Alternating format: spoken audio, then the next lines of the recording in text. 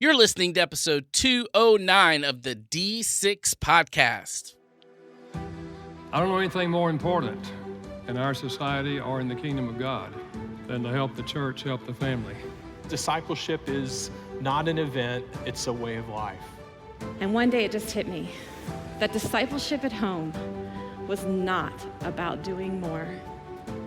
It was about inviting Christ into what we were already doing. The goal of family ministry is not families sitting on the couch holding hands and singing Kumbaya. The ultimate goal is families that love God, love people, and make disciples of all peoples.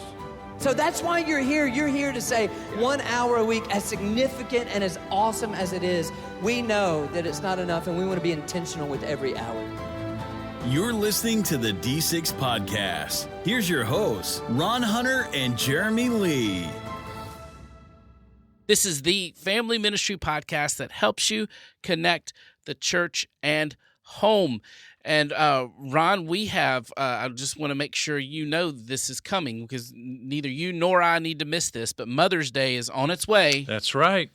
And last thing we need to do is disappoint mom if our moms are alive. Yeah. I learned a long time ago in ministry, don't assume everybody you're talking to, their mother is still living. Correct. And as a husband, we got to make sure that we take care of our moms if they're alive, but our wives that are moms, so it's like double duty. It is. And we don't want to drop the ball on either side, do we? That's right. We definitely don't want to take care of one and leave out the other. No.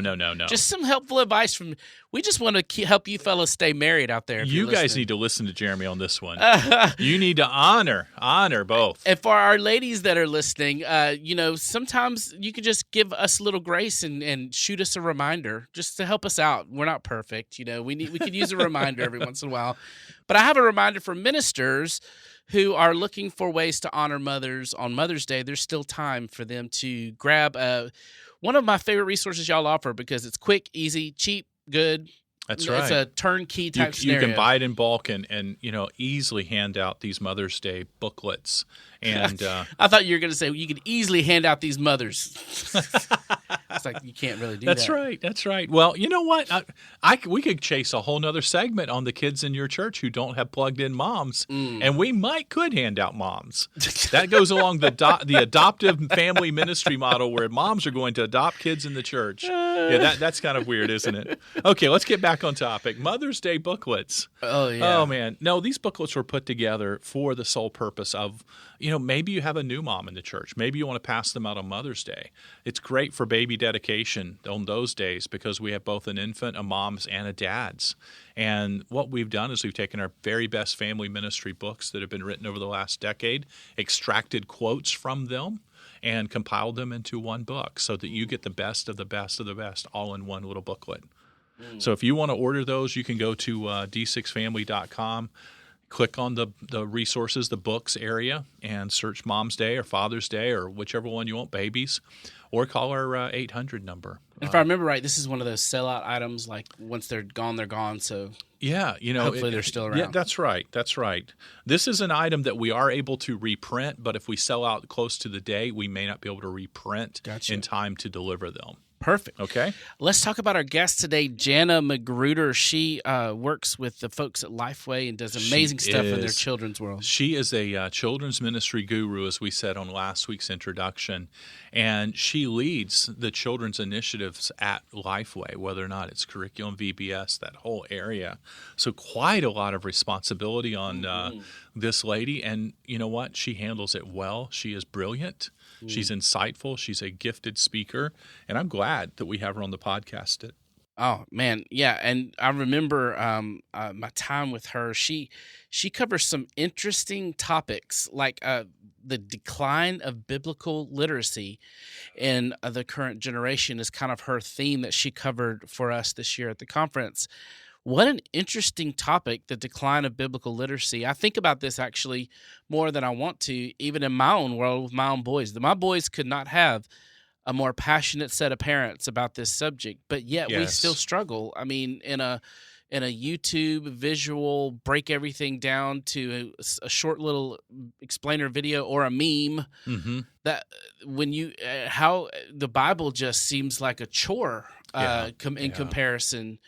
And man, that is a struggle. And it's kind of concerning to think that, a whole generation may just kind of punt on trying to read it and understand it. That's right. And, I can state, unequivocally, both Lifeway and ourselves and a couple of others around here are caring deeply about Bible engagement. And so when you deal with our products, we want to improve people's knowledge of the Bible literacy. If we don't, the research is very, very clear. Those young children who grow up with an engagement with the Bible, reading the Bible, praying, volunteering in church, and so forth, they will have a higher probability of sticking in church, serving Christ, than those who do not. So don't just sit here and think, well, they don't know a bunch of Bible facts and they don't know the basic stories. No. There is a real implication that's attached to this. So we're going to talk with Jana about that topic and a lot of other stuff right after the break. We'll be back with Jana Magruder from Lifeway Resources. You will enjoy it. We'll see you right after the break.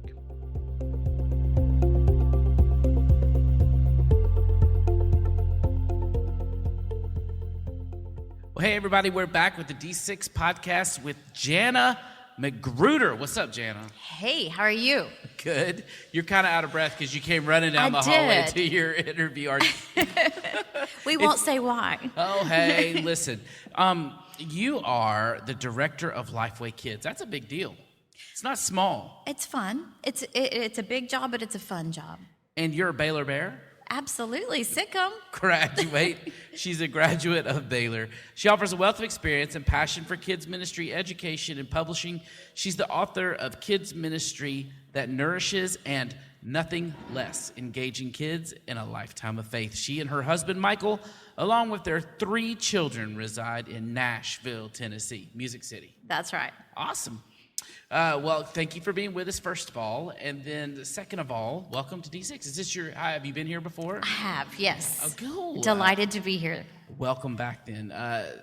Let me ask you this first. Share with our listeners, what is causing the decline of biblical literacy in this generation? Because that's one of the things you're here to talk about.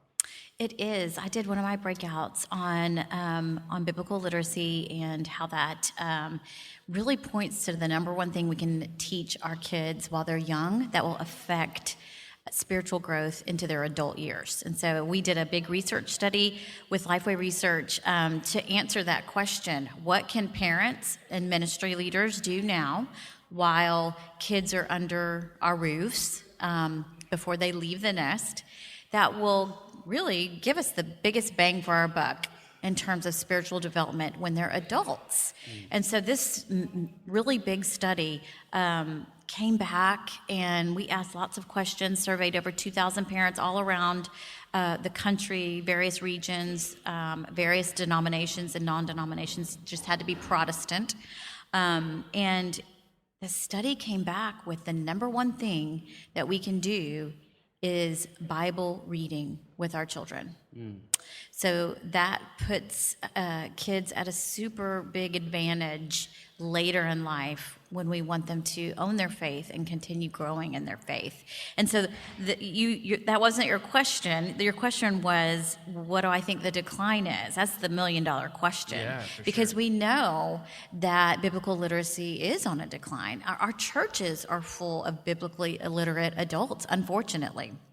I believe that culturally we aren't placing our time and the value of our time doing the things that matter the most for our children in spiritual development. And so the book actually unpacks in the study is encapsulated into a book called Nothing Less, talks about all the things we are spending our time with. And so things that we chase. So there's a whole chapter called We're Chasing the Wrong Things. What are we chasing?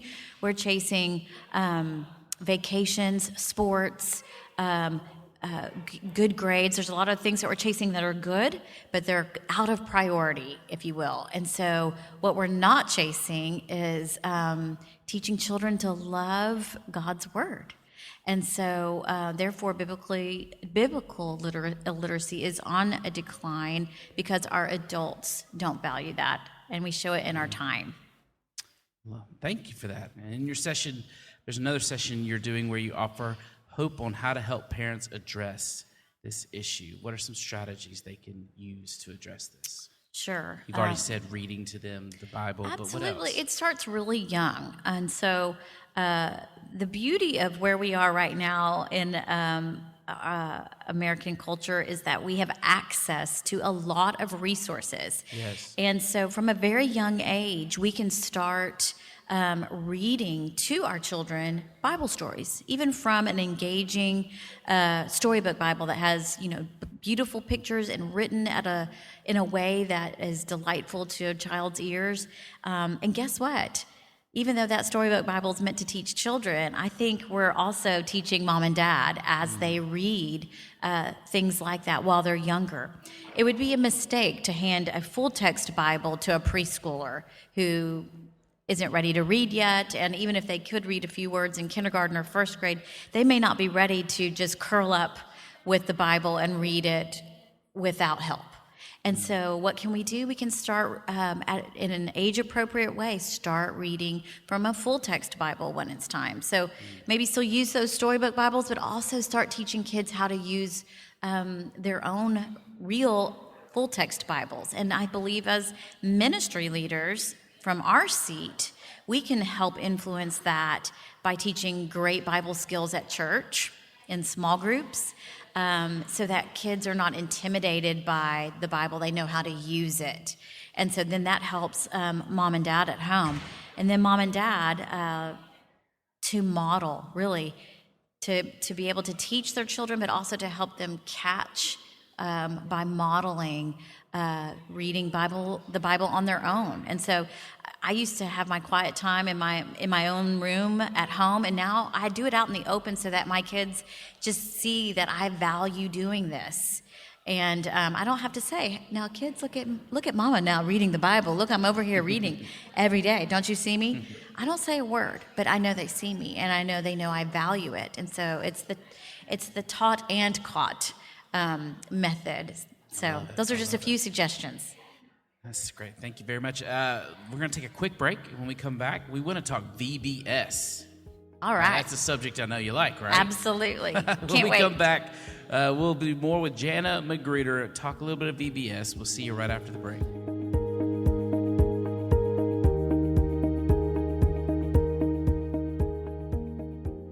We're back with Jana Magruder, and like I promised before the break, let's talk VBS. You are doing a whole session here, or maybe you've already done it, I don't know, but either way, you proposed this question in your session: is VBS still worth it? Well, is it? Is it still worth it? And if so, why? Yes, I'm so glad you asked. So we titled this book, It's Worth It, because we feel like that is, there's some rumblings out there in the world of children's ministry and family ministry in churches wrestling with that very question. Is VBS still worth it? Because let's face it, it is a lot of work. There's a reason why we only do it once a year. If it was a monthly program or even a quarterly program, I think we would have thrown in the towel a long time ago. It's just a lot of work. Yeah. And so we talk to church leaders, all over and frequently, and they're wrestling with this question.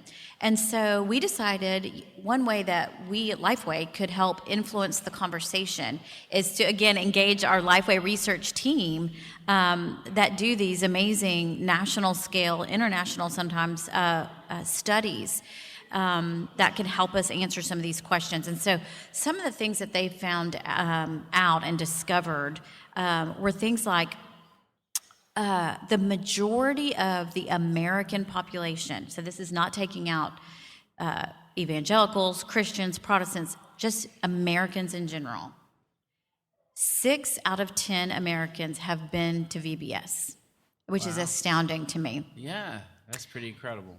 8 out of those 10 had a positive, fun experience, and I believe, I don't have it sitting right in front of me. I want to say 7 out of the 10 call it a childhood highlight. So that's more than just a memory of it. That means it was meaningful and impactful to them. So that's a standout statistic. when asked, again, the general American population, when asked if they would allow their child to go to a VBS with a friend, even if that family is unchurched or a non-believer, would they allow their child to go to VBS with a friend if asked? 69% said yes. Wow. Because there's such trust in what VBS means. They know their child is going to have fun because there's an element of fun. That's part of the DNA of VBS. They know that at the very least, their kids will learn good things, let's say. And based on their own positive memories, yeah, I want my kids to have that experience too. And so it is a test, it is we'll say a trick that has stood the test of time. How many times have we said, invite a friend to VBS? That's a strategy, right? Mm-hmm. Well, it turns out it still works. And so let's encourage our families that we serve to reach out to their communities that they're living life with and ask a friend to VBS, because more than likely that parent, no matter what faith background or lack of faith background they're going to say yes. They're going to say yes to VBS. And so there are a lot of statistics and research that we found out in that study, it's worth it, that tell us that VBS really is, in spite of the work, in spite of the efforts that it takes to put together an army of volunteers and to make an all-call, really, of your church, it's worth it. So I encourage listeners to check that out, because if you're on the fence, this is something to take a look at before you make that decision. Totally worth it. I love it. Now, there were just a few minutes left, but I want to make sure we talk about your book, Nothing Less. Can you give us just a quick synopsis of that book? Yes, that's kind of what I was talking about before with the biblical literacy. So Nothing Less really was a question that my team and I were wrestling with. What can we do now with our kids that will most impact them later? And it came out with the study resulted in 15 characteristics that will predict spiritual health in kids. And so the number one we already talked about, Bible reading by far, its own category. But number two was prayer. So, as ministry leaders, we can model that. We can encourage mom and dads to help their kids develop a prayer life. Number three was serving at church. And so it's really difficult for children to actually serve in church unless their parents are serving. So to me, that was an invitation for us to make sure that our parents are serving in some capacity so that their children see them serving and they'll want to serve. They'll have a good model of serving when they can, or they can serve alongside their parents. Another one was missions and mission projects and mission trips is something that moved the dial. And so my encouragement there is for ministry leaders not to give up on teaching children about unreached people groups, teaching children about living on mission, and that the Great Commission is for them. As soon as they say yes to Jesus, the Great Commission begins. And so let's not abandon missions. Even if we don't have a dedicated hour or a program, we can embed it into our small group time, into our Bible teaching time, because quite frankly, we have the next generation of goers and senders to the nation. We have the next generation of adults kids who will one day be adults who are living on mission in their communities, being salt and light. So we need to start that now, because it turns out that is one of the predictive things that will help kids be strong later. So that's a highlight. The book unpacks it in great length with great infographics.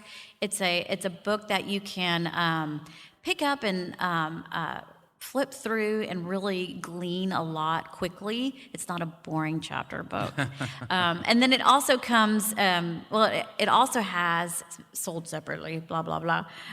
If you want to do it as a parent seminar, you can buy the kit called Settle for Nothing Less at Lifeway.com.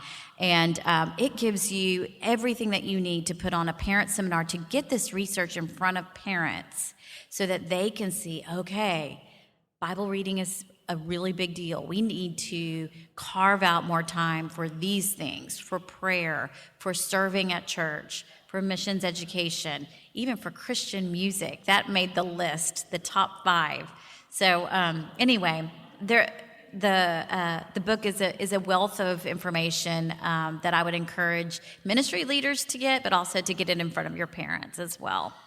Thank you so much. You've been listening to Jana Magruder from Lifeway Kids. If you want to get any of the resources she's mentioned, you can go to kidsministry101.com. She's also on Twitter at Jana_Magruder. Hey, thank you so much for being with us. Thanks for having me.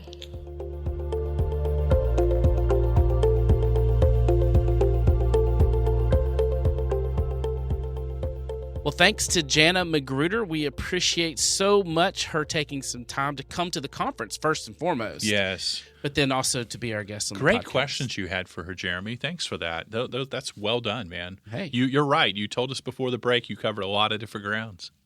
So, hey, before we go, I have on my sheet here Family Faith Talks, and I actually need a little bit of explanation about that. What are Family Faith Talks? Family Faith Talks is a book.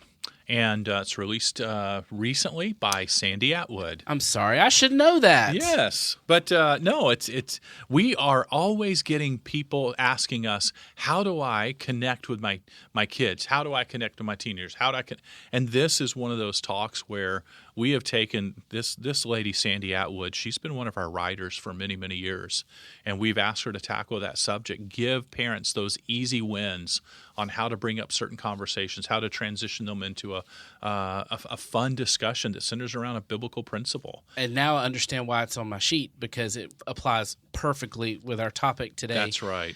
Because it's a real easy way to help parents begin that process of helping their kids engage the Bible. So more Bible, yeah. And plus, you had me at Sandy Atwood. If anybody who knows her, enough said. That's right. There you go.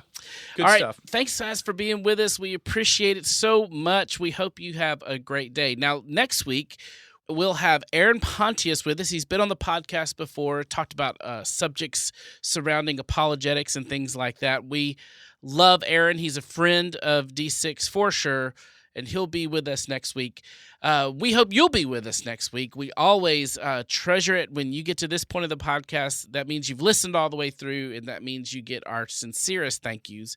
We love the people who listen for the first 3 minutes and then drop out. We love them, but we don't love them like we love you guys. That's exactly right. You are the Your ones. family. That's right. So, family, I hope you have a great week, and I really hope you have a great week of ministry.